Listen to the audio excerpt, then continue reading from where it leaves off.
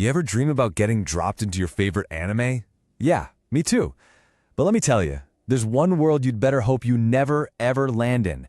Because in this place, you're not the hero. You're just food. Let's be real clear. This isn't just dangerous. We're talking about a world that's basically a meat grinder with a beautiful paint job. And tonight, we're going to show you why. See, the moment that sun dips below the horizon, everything changes. The whole food chain just flips. You think you're at the top? Nope. When night falls, the darkness belongs to them. And humans? Well, you're just on the menu. And here's the real gut punch. These things aren't just some random monsters that crawled out of a cave. No way. Every single one of them used to be human. Cursed, twisted, and now they're just these flesh-eating predators with a hunger that never, ever stops.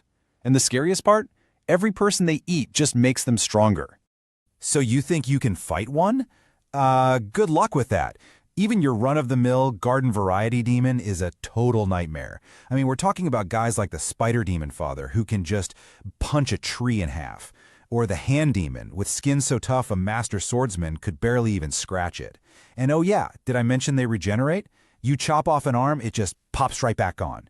Seriously, your only move is to run like hell and pray the sun comes up. But here's the thing. Everything I just told you, all that horrifying stuff, that's just the warm-up act. Those demons, they're literally the weakest ones out there. All right, let's climb the demon ladder and talk about the 12 Kazuki. If the regular demons are the grunts, these guys are the special forces, the absolute top tier. We're talking about the 12 most powerful demons alive, answering only to the big boss himself.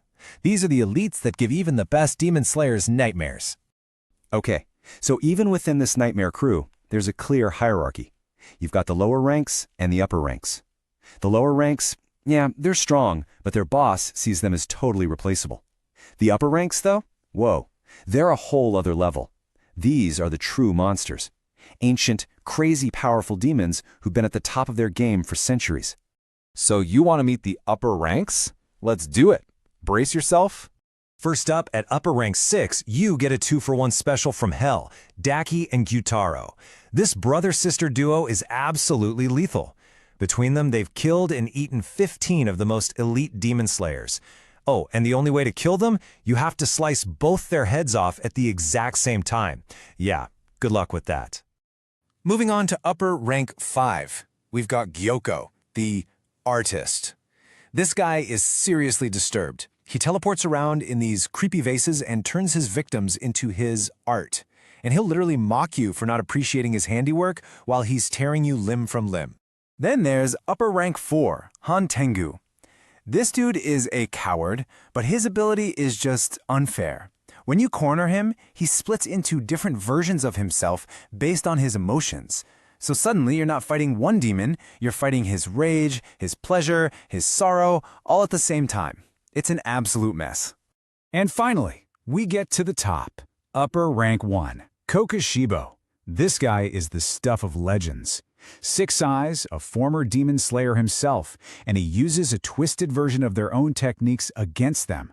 His regeneration is so insane he can just grow his head back. He's not just a demon, he's basically a final boss. So, after all that, what are your options for survival? If you're just a normal person, what do you do? Well, the answer is surprisingly simple. Let's put it this way. If you don't have a special sword, can't do any of that fancy breathing stuff, and you're not the main character of the story, then yeah, congratulations, you're dinner. But you have to ask, where did all these monsters come from? Well, behind every single one of them, from the lowest scrub to Kokushibo himself, there is one source, the original evil, the Demon King, Muzan Kibutsuji. This is Patient Zero, the first demon. He's been around for 1,000 years, hiding among humans, and he's the one who created all the others. And what does this all-powerful being want? To be able to walk in the sun. That's it. He's ruthless, he's terrifying, but deep down, he's just a coward who's afraid of dying. And hey, you might think being a demon on his team gives you some job security. Think again. Muzan is the worst boss in history. You fail him, you're dead. You annoy him, you're dead. You even think about him without permission, you're probably dead. For him, every demon he's ever made is just a pawn to be thrown away. So who's fighting back against all this? There's gotta be someone, right? Well, there is. The Demon Slayer Corps. They're humanity's only hope, the last line of defense. And they are losing. Badly. I mean, look at the odds they're up against. The Slayers are just human. They get tired, they bleed, they die. But the demons, they just heal. You're fighting monsters who can regrow their own heads. Or demons like Daki and Gyutaro where you have to kill them at the same time. You've got one daemon who ate 13 trainees all by himself. And Gyutaro, that one guy alone, took out 15 of the Corps' best warriors.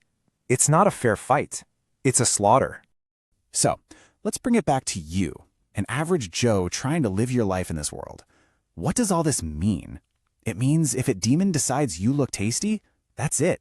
Game over. You're not a person anymore. You're just another number in their body count.